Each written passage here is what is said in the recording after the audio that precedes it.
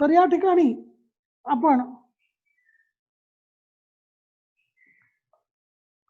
हे जे चक्षुबुद्धी, डोळ्याचं जे ज्ञान होतं त्याला चक्षुबुद्धी म्हणतात, कानाने जे ज्ञान होतं त्याला श्रवण बुद्धी म्हणतात, घ्राण बुद्धी, अशा या ज्या बुद्धीमार्फत आणि अज्ञानी व्यक्ती प्रज्ञापराधाच्या अधीन होऊन इंद्रियांचे जे विषय आहेत त्याचं अयोग्य प्रकारे सेवन करतो, आणि म्हणून बुद्धीचा अपराध म्हणजे प्रज्ञापराध हे महत्वाचं कारण आहे. आणि इंद्रियार्थ म्हणजे इंद्रियांचे विषय, शब्द स्पर्श रूप रसगंध हे 5 इंद्रियांचे विषय आहेत. त्यांचा अयोग, अतियोग, मिथ्यायोग हा सुद्धा रोगाला कारणीभूत ठरतो. आता खरं पाहिलं तर प्रज्ञापराधात सुद्धा हेच घडत असतं, परंतु हा स्वतंत्र हेतू का सांगितला अशी शंका घेतली जाते. आणि त्याचं उत्तर सोपं आहे की प्रज्ञापराध हा व्यक्तीकडून जाणीवपूर्वक केला जातो, परंतु काही वेळा नाईलाजाने इंद्रियांचा हीन मिथ्या अतियोग घडत असतो. उदाहरणार्थ, एखादा बॉम्ब स्फोट झाला तर इच्छा नसतानाही त्याचा तीव्र आवाज कानावर आदळणारच आहे.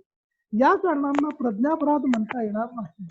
यासाठी प्रज्ञापराधाबरोबर इंद्रियांचा हीन मिथ्या अतियोग वेगळा सांगितलेला आहे असं म्हणता येईल. आणि या हीन मिथ्यातियोगाचे विस्तारानं विवेचन. तर अशा पद्धतीनं रोगांची जी महत्वाची कारण आहेत ते या ठिकाणी सांगितलेली आहेत. आता तो पुढचा भाग आहे तो आपण बघूया.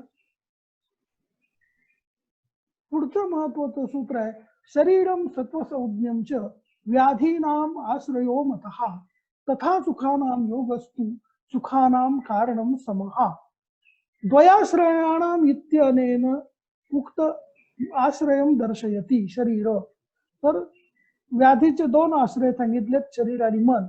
अत्र शरीरम आदौ कृतम शरीर रोगाधिकारेण एव अस्य तंत्रस्य परुतत्वात्. तर यामध्ये शरीर हे अगोदर सांगितलं, कारण शरीर रोगाधिकारेण एव अस्य तंत्रस्य प्रवृत्तत्वात्.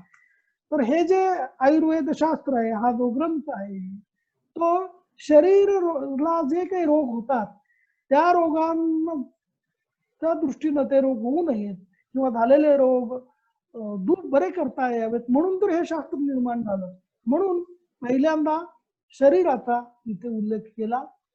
सत्व संज्ञ शब्देन मन उच्चते. सत्व म्हणजे मन, किंवा सत्व शब्देन एव मनसी लब्धे. संज्ञा शब्देन आत्मशरीर संबंध. त्याप्रमाणे इथे सत्व यातून जे आत्मा शरीरामध्ये जो आहे तो कसा असतो, शरीर मन संयुक्त असा आत्मा असतो. तर या सत्वामध्ये शरीर आणि मनाशी संलग्न असलेला आत्मा सुद्धा या लक्षात घ्यावा. मन उच्चते शरीरादी असंबंधस्य मनसो व्याधीना आश्रयत्वात्. असमासेन च पृथगपि शरीर मनसोः व्याध्याश्रयत्वं दर्शयति. शरीर आणि मन असे व्याधीचे आश्रय आहेत. यतः कुष्ठादयः. शारीरिक कुष्ठ इत्यादी शारीरिक व्याधी आहे, परंतु एखादा शारीरिक व्याधी जरी असला तरी पुढे त्याचा मनाशी संबंध येतो. त्यामुळे प्रत्येक व्याधीचा विचार करताना शरीर आणि मन या दोघांचाही विचार करावा लागतो. शारीराय व कामादस किंवा काम क्रोध. कामादयस्तु मानसा. हा काम क्रोध लोभ मोह हे मानस व्याधी आहेत. उन्मादयश्च द्वयाश्रया. हा उन्माद हा जो व्याधी आहे तो शारीरिक पण आहे आणि मानसिक पण आहे.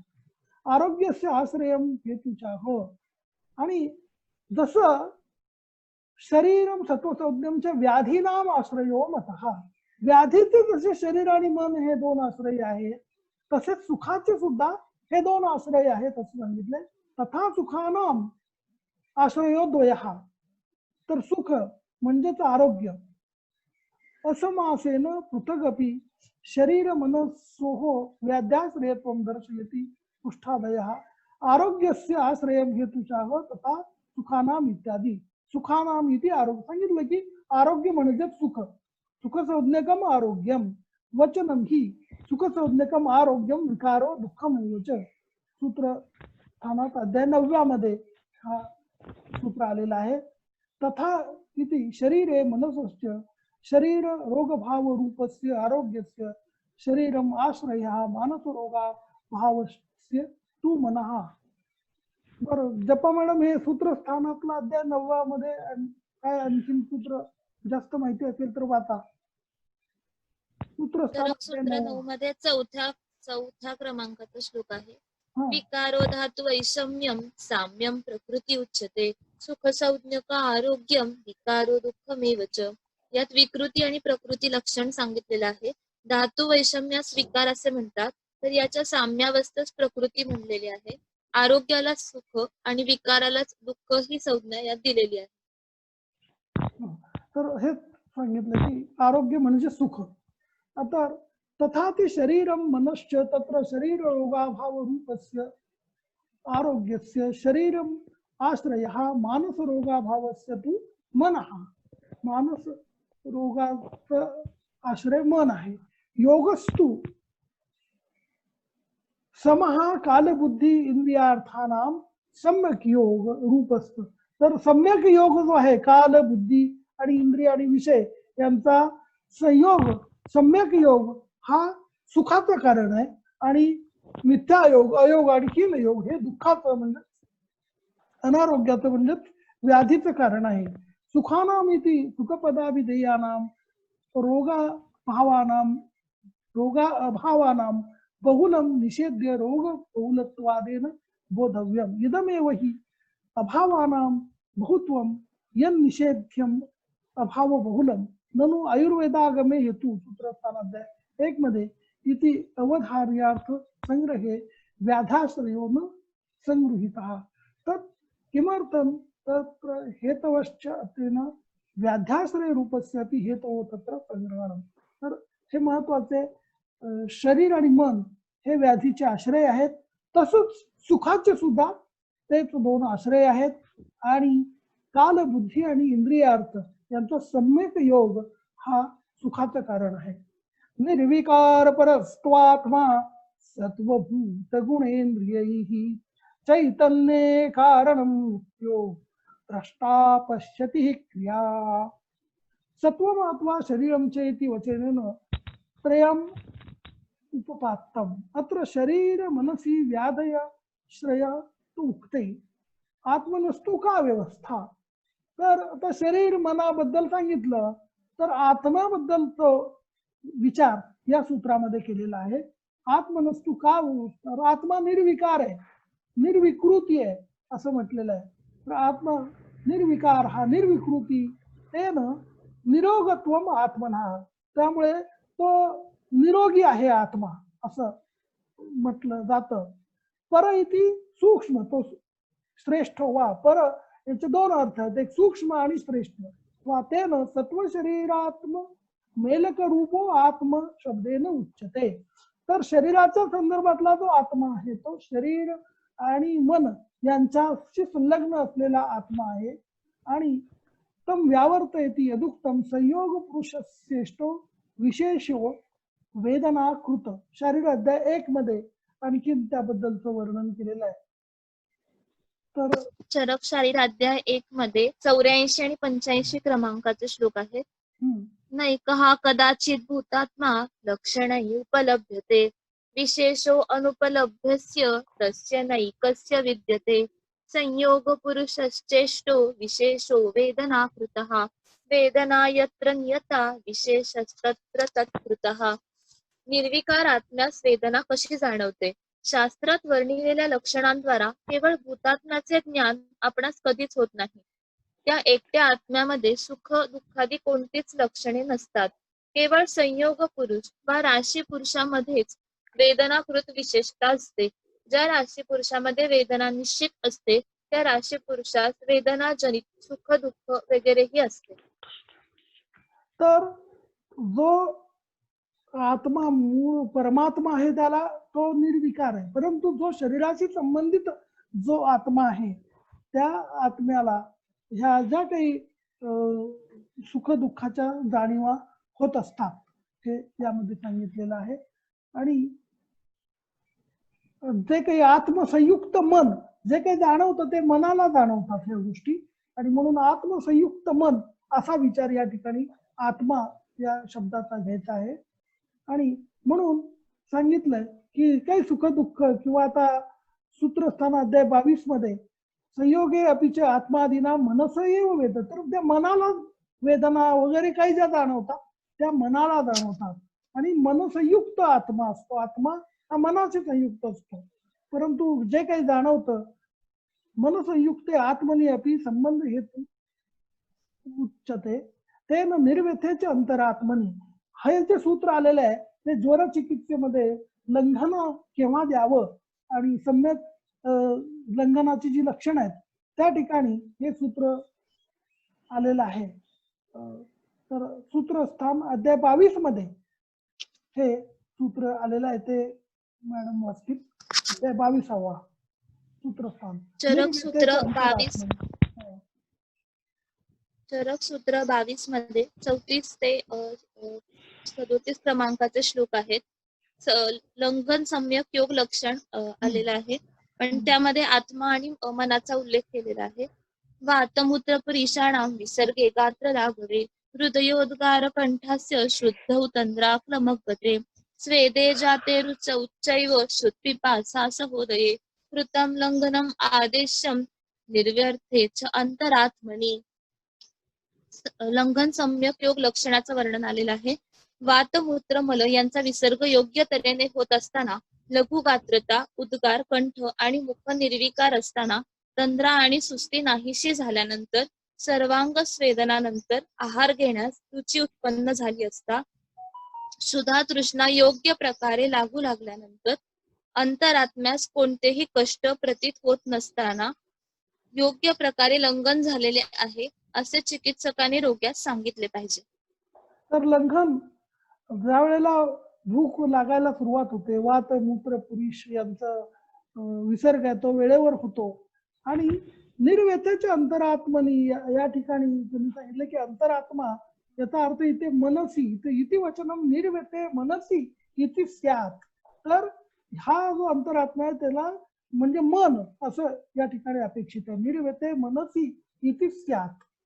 स्यात् द्वादशस्तु आत्मशब्द हा ननु यदि आत्मा निर्विकारा तम किम ज्ञान रूपो अपि यस्य विकारो अस्ति वा नास्ति सत्व इत्यादि. म्हणून सत्व मनः भूतगुणः शब्दादयः न सर्वत्र प्रदेशो ज्ञानं भवति.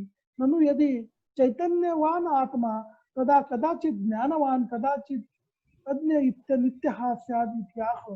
नित्यम अपि आत्मनः ज्ञानं नित्यं न च धर्म अनित्यत्वे धर्मिणो अपि अनित्यत्वं नहि आकाश शब्द गुण शब्दात् नित्यत्वे अपि आकाशस्य आप्य नित्यत्वे भावः.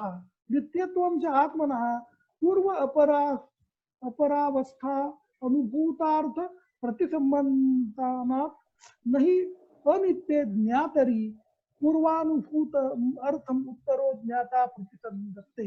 नहि देवदत्त बुद्धम अर्थ यज्ञदत्तो अगत्वत्त प्रतिसंधाति. ननु दृश्यते ज्ञानवतः सुखोप लब्धाव अनुराग लक्षणो विकारस्तथा दुःखोपलब्धौ न द्वेष लक्षणः. तत् कथं सुख दुःखोपलब्ध वयम् आत्मा निर्विकारा इत्याह. द्रष्टा पश्यति क्रिया द्रष्टा साक्षी तेन यतिर्यथा परमशान्तः साक्षी सज्जगतः क्रिया सर्वः पश्यन् रागद्वेषादिना युज्यते. यथा अस्माभिः सुख दुःख आयुपलब्धमानो न रागादीनां युज्यते.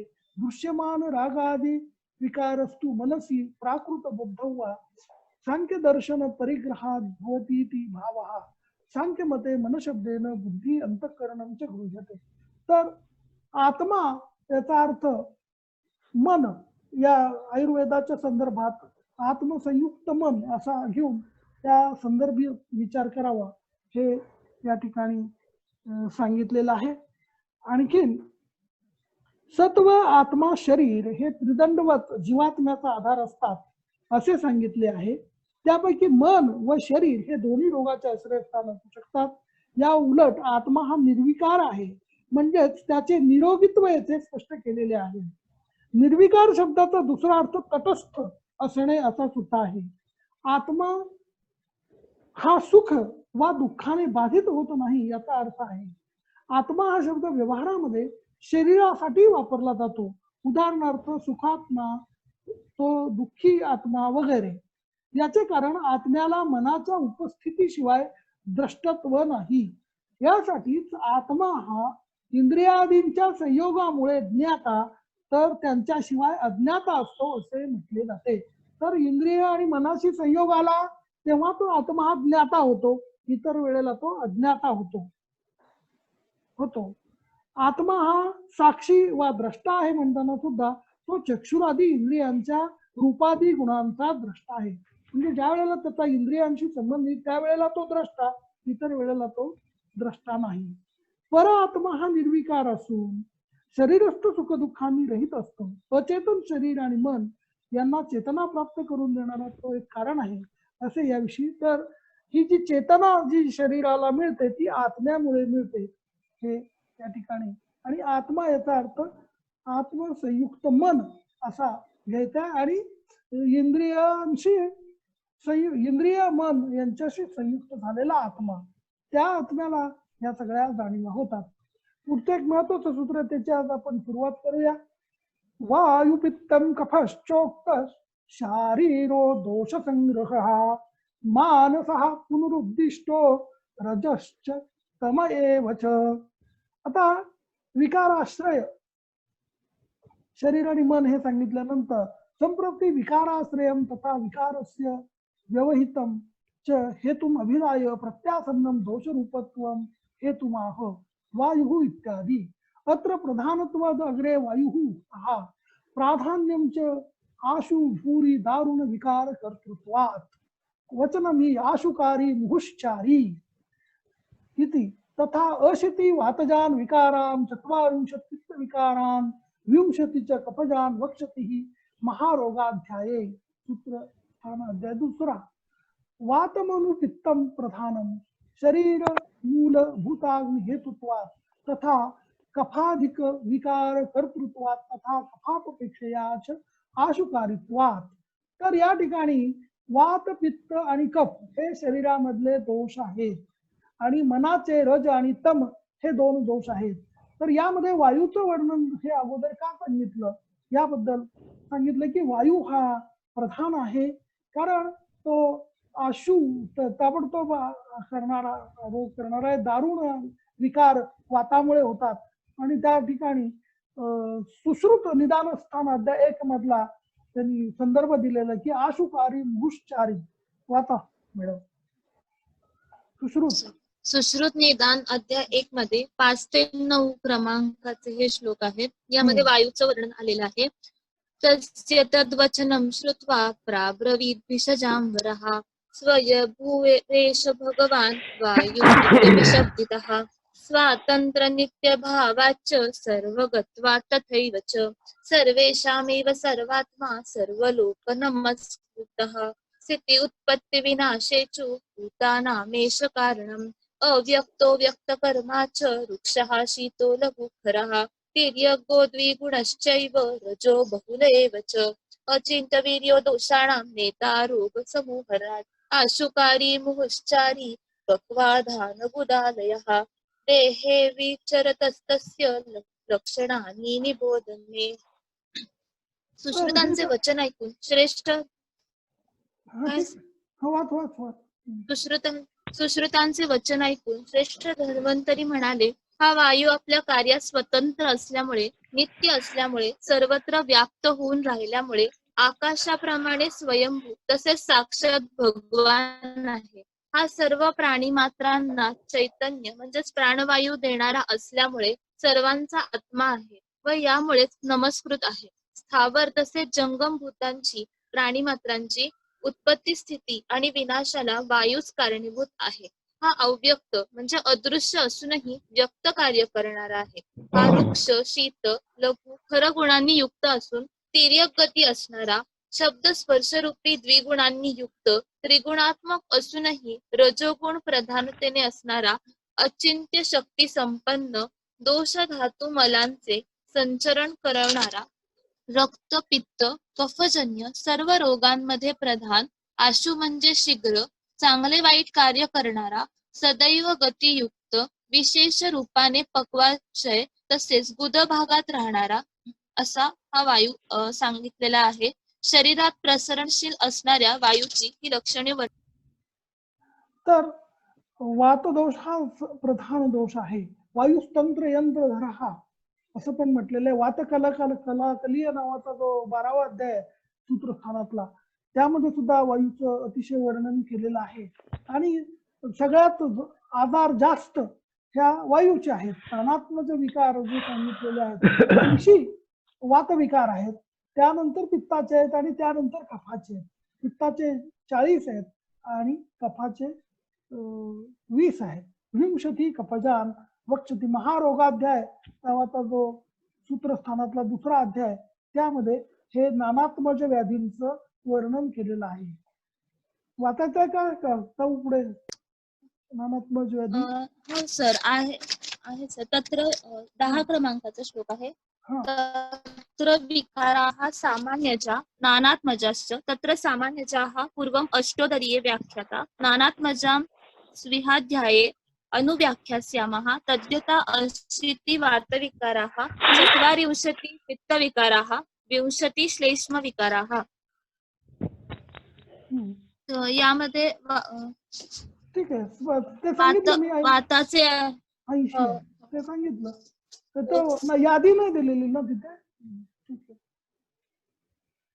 तर यादी म्हणजे त्याच्यात सर्व रोगांची नावं दिलेली आहेत सर. दिलेली आहेत ना.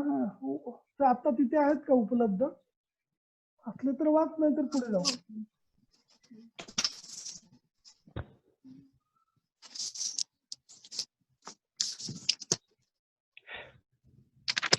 वाताचे 80 विकारांची नावं दिलेली आहेत सर.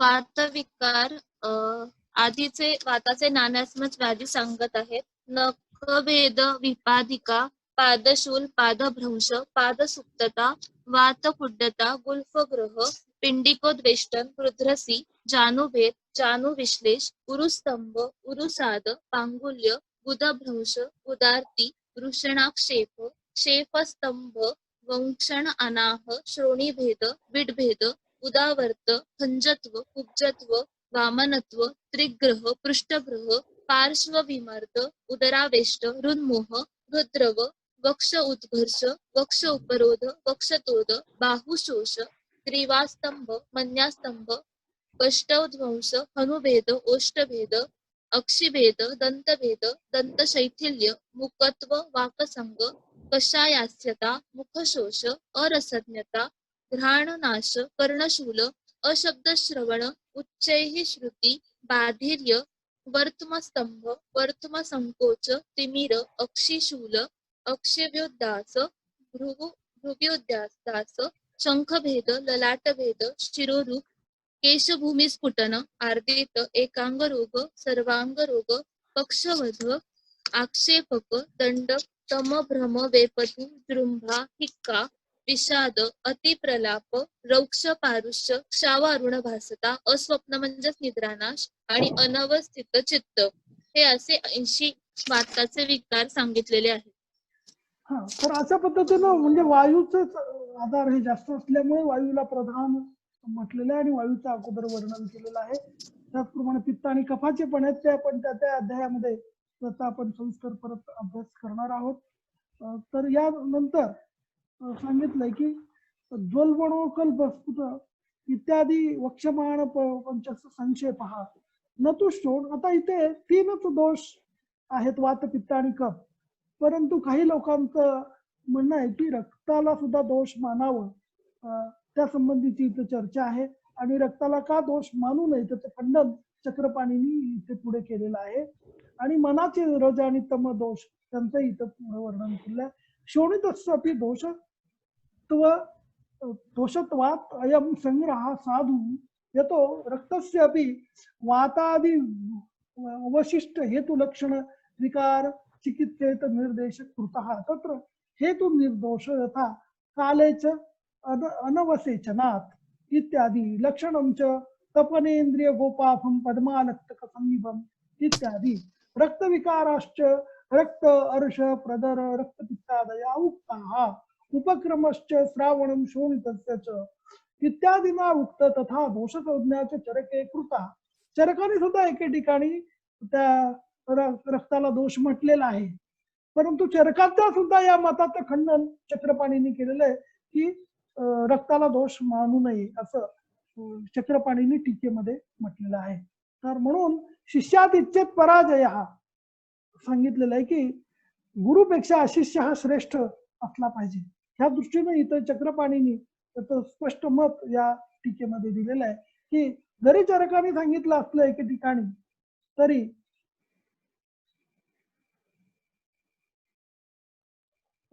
रक्त हा दोष मानू नये असं या ठिकाणी सांगितलेलं आहे त्यांनी। तर त्याची कारण पण दी कफे वाते जितप्राये पित्तम शोणितमेव वा यदि कुप्यति वातस्य क्रियमाणे चिकित्सते यथोल्पणस्य दोषस्य तत्र कार्यम विसर्जितम चिकित्सा अध्याय 5:27 तथा च तंत्रात्रयेपि शल्ये शोणितम दोषत्वेन उक्ता। शल्य तंत्रामध्ये रक्त हा दोष सांगितलेला आहे, तरी येथे शोणित चतुर्थी सुश्रुतांनी सांगितले चौथा दोष इति वचनात न एवं दोषो ही स्वतंत्र दूषण, कारण स्वतंत्रपणे दूषकत्व हे दोषाचं महत्वाचं लक्षण आहे। यतो न वातादयो वृद्धा चिच्चित अपेक्ष दूषयंती किंतु स्वतः एव म्हणजे वात वगैरे स्वतः दुष्ट होऊन दुसऱ्याला दूषित करतात, तसं रक्त नाही। तर रक्त हा स्वतंत्रपणे दूषित न होता वात पित्त कफ हे रक्ताला दूषित करतात, म्हणून त्याला दोष मानू नये असं म्हटलेलं आहे। तथा सर्वदा वातादि लक्षणयुक्तस्यैव शोणितस्य दुष्टत्वात् यश्च हेत्वादि विशेष उक्त हा असं वातादि आणि हेतू वगैरे जे सांगितलेत ते वात प्रकोपाचेच हेतू किंवा दोष प्रकोपाचे हेतू सांगितलेत। शोणित आणि किंवा रक्ताचे काही हेतू जे सांगितले ते सुद्धा त्यांचा सुद्धा अंतर्भाव हा वातपित्त कफाच्या दृष्टीच्या हेतूमध्ये होतो। तेन वातादय हा एव तत्रापि दूषणात्मक हा शोणितं तु स्वप्रमाण व्यतिरिक्तमपि दूष्यमेव न च दूष्यस्य हेत्वादयो विशिष्टा न भवन्ति यतो मांसादीनामपि हेत्वादि विशेषो न अस्ति यथा मांसदुष्टो मांसवाहानि दुष्यन्ति भुक्त्वा च स्वपतां दिवा इत्यादि वक्ष्यति। मांसदुष्टि लक्षणं शृणु मांसप्रदोषजान् इत्यादिना विविधाशित पित्तीये वक्ष्यति यान् विकाराः ज्ञेयाः यतः एतानेव मांसदोष विकारान् स्रोतो विमाने मांसदुष्टि लक्षणत्वेन अतिदेशात् अभिधास्यति। दुष्टमांस विकाराश्च अधिमांसार्बुदाया उक्ताया उपक्रमश्च मांसजानां संशुद्धि शस्त्रक्षाराग्निकर्मच। तर हे जे दूष्य आहेत रक्त मांस यांचे सुद्धा वेगवेगळे उपचार सुद्धा स्वतंत्र सांगितलेले आहे, तरी सुद्धा तस्मात दूष्य ते दूष्य म्हणावं, त्यांना दोष म्हणू नये। दोषकृते कार्येण दूष्येण उपदेशः रक्तजोयम मांसजोयम इत्यादि ही यथा स्नेहाधारेण एव वन्निना दग्धे स्नेहदग्ध इति उपदेशः। आता ते सांगितलं की तेलाची वात असते, त्या वातीने ज्या वेळेला दाह होतो त्यावेळेला त्याला स्नेहदग्ध असं म्हणतात। दोष संज्ञातु पीडा कर्तृत्व सामान्याद अदोषो अपि स्यात् यथा स्वयं प्रवृत्तम त्वं दोषम उपेक्षेत हिताशने इत्यत्र पुरुषमेव दोषत्वेन उक्तम। सुश्रुते तु शोणितस्य दोषत्वं व्रणेषु प्रायः शोणित दृष्टि दर्शनार्थम उपचारितम एव उक्तम यथा प्रदेशांतरे न प्रश्ने वातादय त्रयः एव तत्रापि युक्ताः। वातश्लेष्म आणि सुश्रुताने सुद्धा स्पष्ट केलंय की वातपित्त श्लेष्माण एव देह संभव हेतवः भवन्ति। तर सुश्रुताने सुद्धा एके ठिकाणी मान्य केले की वात पित्त आणि कफ हेच शरीराच्या निर्मितीसाठी कारणीभूत आहेत। प्रकृत्यारंभकत्व हे एक दोषांचं लक्षण आहे। तर ज्यावेळेला प्रकृती निर्माण होते त्यावेळेला तीन दोषच असतात, त्यामुळे रक्त हे प्रकृत्यारंभकत्वही नाही, त्यामुळे तो दोष नाही। किंचित यदि शोणितम दोषः स्यात् तथा वातादि प्रकृत्यारंभकम स्यात् न च आरभते तस्मात् त्रयमेव दोषः इति सिद्धम। मानसो दोषमाहो मानस इति पुनरित्यादि। पुनः शब्दो व धारणे तेन मनसा उद्दिष्ट एव परम न शारीर दोषवत् प्रपंचितः मानस दोषाणाम अस्मिन् तंत्रे काय चिकित्सा रूपे अप्रास्ताविकत्वादिति भावा आदौ रज उक्तम प्राधान्यात् वचनमी न रजस्कम तमः प्रवर्तते एवं शब्देन सत्वाख्य गुणस्य अदोषत्वम अवधारती. तर मनाचे रज आणि तम हे दोन दोष आहेत आणि या संबंधी शारीर आणि मानस ह्या त्रिदोष या श्लोकामध्ये वायू पित्त आणि कफ या त्रिदोषांची गणना केलेली आहे. दूषण स्वभावात दोष हा म्हणजे जे स्वतः दुष्ट झाले असता इतरांची दुष्टी करतात त्यांना दोष म्हणतात आणि या त्रिदोषापैकी वातदोष हा प्रधान असल्यामुळं त्याची गणना प्रथम केली आहे. वात हा अशुकारी स्वभावाचा असून त्याने इतर दोषांच्या अपेक्षेने अधिक म्हणजे 80 व्याधी उत्पन्न होतात. शिवाय हे सर्व व्याधी दारुण म्हणजेच चिकित्सेला अधिक कष्टदायक असे असतात. यासाठीच वात हा प्रधान दोष आहे. वातानंतर क्रम आहे तो पित्ताचा. शरीरातील मूलभूत तत्व अग्नी हा पित्ताच्याच आश्रयाने राहतो व या पित्तामुळे वातापेक्षा कमी पण कफापेक्षा अधिक रोग 40 हे पित्तामुळे उत्पन्न होताना दिसतात. पित्त हे कफापेक्षा अधिक अशुकारी आहे. वात पित्तानंतर कफाचा क्रम लागतो. याने 20 प्रकारचे नानात्मज रोग उत्पन्न होतात. कफाचे व्याधी हे वात पित्ताच्या तुलनेने चिरकारी असतात. या टीकेमध्ये सांगितलेलं आहे की रक्ताला दोष मानावा का नाही या संबंधी पण जे विवेचन केलंय ते थोडक्यात आपल्याला आणखी सारांश सांगतो. काही लोकांच्या मते वात पित्त कफ या त्रिदोषाप्रमाणे रक्त हा चौथा दोष मानावा लागतो. वातादी त्रिदोषाप्रमाणे विशिष्ट असे दृष्टी हेतू त्याने उत्पन्न होणारी विशिष्ट लक्षणे त्यातून निर्माण होणारी विशिष्ट विकार आणि त्यावर लागणारी विशिष्ट चिकित्सा ही ग्रंथातून वर्णित आहे. म्हणूनच रक्त हा चौथा दोष मानला पाहिजे असे या काही लोकांचं म्हणणं आहे. चरकाने सुद्धा एके ठिकाणी रक्ताला दोष ही संज्ञा वापरलेली असते. उदाहरणार्थ चिकित्सा स्थानाच्या 5व्या अध्यायात चरकाचार्य म्हणतात कफे वाते जितप्राये पित्तम शोणितमेव वा यदि कुप्यति वा तस्य क्रियमाणे चिकित्सते यथोल्पणस्य दोषस्य तत्र कार्यम विषज्जन. सुश्रुताने सुद्धा तैहि येतैहि शोणित चतुर्थे या शब्दाने रक्त हा चौथा दोष आहे स्पष्ट केले आहे. रक्तदृष्टीचे विशिष्ट हेतू सांगताना कालेच्या अनवसेचनात म्हणजे उचित समयी रक्तमोक्ष न केल्याने रक्तदृष्टी होते असे सांगितलेले आहे. तपनेंद्रिय गोपाभम असे त्याचे विशिष्ट लक्षण सांगितलेले आहे.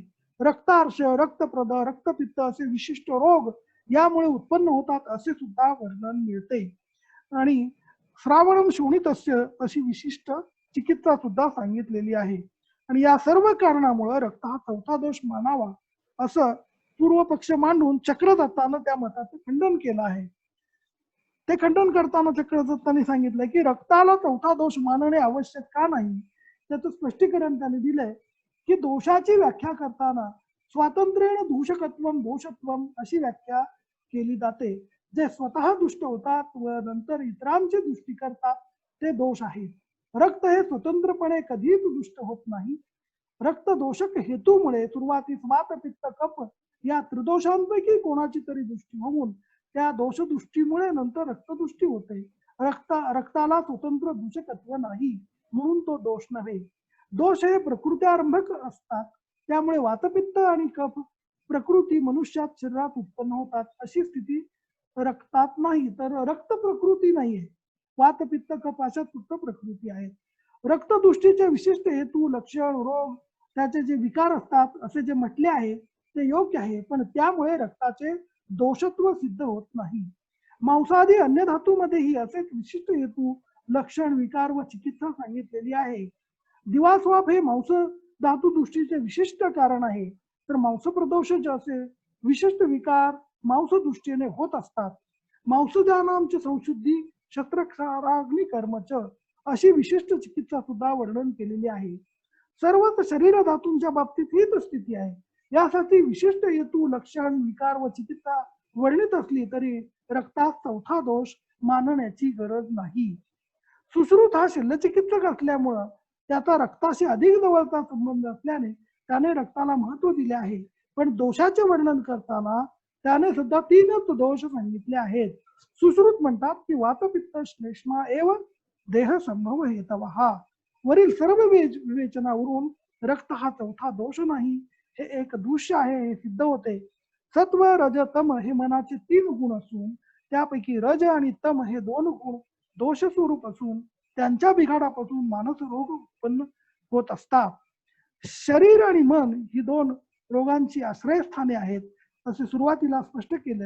आणि यासाठी शरीर व मनाच्या दृष्टी हेतूचे म्हणजे दोषांचे विवेचन हे या ठिकाणी केलेलं आहे. आणि या ठिकाणी उद्या आपण महत्वाचा श्लोक घेणार आहोत, तो म्हणजे प्रसाम्यती औषधैहि पूर्व दैव युक्ती व्यपाश्रयैहि मानसो ज्ञान विज्ञान धैर्य स्मृती समाधी. थोडक्यात याचा अर्थ सांगतो, म्हणजे पुढचा उद्या जो महत्वाचे पुढचे 59व्या श्लोकापासून आपण सुरुवात करू. तर त्यामध्ये प्रशाम्यती औषधैहि पूर्व दैव युक्ती, तर याच्यामधले संप्रती दोष प्रकाराः प्रशाम्यती पूर्व शारीर तर पूर्व इथे शारीरिक व्याधी जे आहेत ते दैव व्यपाश्रय चिकित्सा युक्ती व्यपाश्रय चिकित्सा यांनी बर दोष ग्रहणेच अन्य व्याधयो अपि गृह्यन्ते विकृत दोष अन्य व्याधीनां देवम अदृष्टं तदाश्रित्य यद व्याधी प्रतिकार करोति तत् दैव व्यपाश्रय बलिमंगलादि दैव व्यपाश्रय चिकित्सा एतच्च प्रथमोक्तं सद्या अक्लेशेन च व्याधि क्षणकत्वात् युक्ति योजना शरीर भेषजयोः हितो यां योगः तदपेक्षं संशोधनादि युक्ति व्यपाश्रयम् उच्यते. ज्ञानम अध्यात्मज्ञानम विज्ञानम शास्त्रज्ञानम धैर्यम अनुन्नतिश्चेतसः स्मृति अनुभूतार्थ स्मरणम समाधि विषयोपे निर्वर्त्यमान मनसो नियमनम.